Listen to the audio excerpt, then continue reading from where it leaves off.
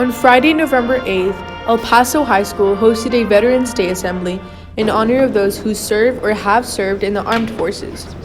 Several members of the faculty and staff share the distinguished honor of having served time in the military, were recognized as well, along with alumni that were on hand as part of the celebration. The El Paso High community has a long history of honoring the military, as the first ever Armistice Day on November 11, 1918, was celebrated in what is now known as the R.R. Jones Stadium.